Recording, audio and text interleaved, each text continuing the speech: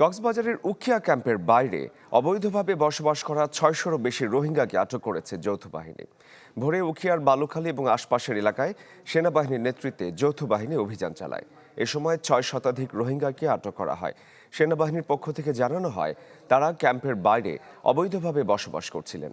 এর আগেও চট্টগ্রামের দোহাজারী এলাকা থেকে কয়েক দফা অভিযান চালিয়ে ৫ শতাধিক রোহিঙ্গাকে আটক করে ক্যাম্পে ফেরত পাঠানো হয়।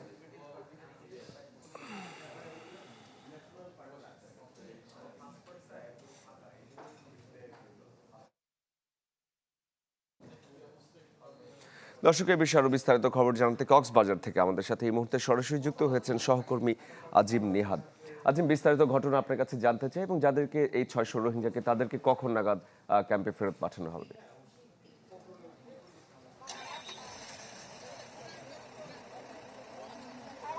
শরীফ, আমি এই মুহূর্তে যেখানটা আছি এটি হচ্ছে বালুখালীর রোহিঙ্গা ক্যাম্পের পাশের একটি মাঠ। আপনি দেখতে পাচ্ছেন যে এখানে যেই মাঠের মধ্যে রোহিঙ্গাদের যাদেরকে আজকে ভোর থেকে অভিযান চালিয়ে আটক করা হয়েছে তাদেরকে জড়ো করে রাখা হয়েছে। আমরা এখানকার সেনাবাহিনীর দায়িত্বশীল এবং জেলা প্রশাসনের দায়িত্বশীল কর্মকর্তাদের সাথে কথা বলেছি। তারা যেটি বলছেন, আজকে ভোরে উখিয়ার যে বালুখালী এলাকা রয়েছে, এরা ক্যাম্পের বাইরে যে এলাকাটি রয়েছে সেই এলাকাতে অভিযান চালিয়ে মূলত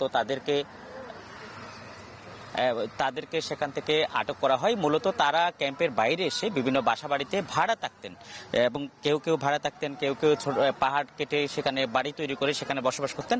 আজকে ভোর থেকে টানা কয়েক দফা অভিযান চালিয়ে এখন পর্যন্ত বলা হচ্ছে যে ৮ শতাধিক রোহিঙ্গাকে তারা আটক করেছে। তাদেরকে এই মুহূর্তে এখানে নিয়ে এসে যাচাই বাছাই করা হচ্ছে। যাচাই বাছাই শেষে যাদের কাছে আসলে যে রেজিস্ট্রেশন কার্ড থাকবে, যাদের কাছে ক্যাম্পের যে রেজিস্ট্রেশন কার্ড সেটি থাকবে, তাদেরকে ক্যাম্পে ফেরত পাঠানো হবে। আর যাদের কাছে ক্যাম্পের যে রেজিস্ট্রেশন কার্ড নেই তাদেরকে কি করা হবে সেটি নিয়ে তারা পররাষ্ট্র মন্ত্রণালয় থেকে শুরু করে সরকারের ঊর্ধ্বতন কর্মকর্তাদের সাথে কথা বলবেন এবং কথা বলে সেখান থেকে সিদ্ধান্ত আসলে তাদের বিষয়ে সিদ্ধান্ত নেবে। তবে আমরা এখন যেটি দেখতে পাচ্ছি যে এখানে যাদের রেজিস্ট্রেশন কার্ড রয়েছে তাদেরকে, অর্থাৎ ক্যাম্পের যে সিআইসি কার্ড রয়েছে সেই কার্ডটি যাদের কাছে আছে তাদেরকে নিয়ে ক্যাম্পের স্ব ক্যাম্পে, অর্থাৎ তারা যে ক্যাম্পের নিবন্ধিত রোহিঙ্গা তাদেরকে সেখানে পাঠানো হচ্ছে এবং সেখান থেকে আমরা যেটি জানি যে বাকি সেখান থেকে ক্যাম্পে সিআইসির কাছে হস্তান্তরের পরে তাদেরকে স্ব ক্যাম্পে পুনর্বাসন করা হবে। তবে রোহিঙ্গা যারা আটক হয়েছেন তাদের সাথে কথা বলে আমরা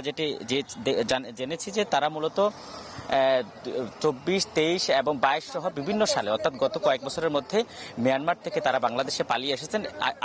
আসার পরে তাদেরকে এখানে রেজিস্ট্রেশন করা হয়, কিন্তু ক্যাম্পে তাদের কোনো ঘর দেওয়া হয়নি। সে কারণে তারা বাধ্য হয়ে ক্যাম্পের বাইরে অবস্থান করছিলেন। সে কারণেই তারা ক্যাম্পের বিভিন্ন জায়গায় ঘরবাড়ি নিয়ে অবস্থান করছিলেন বলে আমাদেরকে জানিয়েছেন। শরীফ।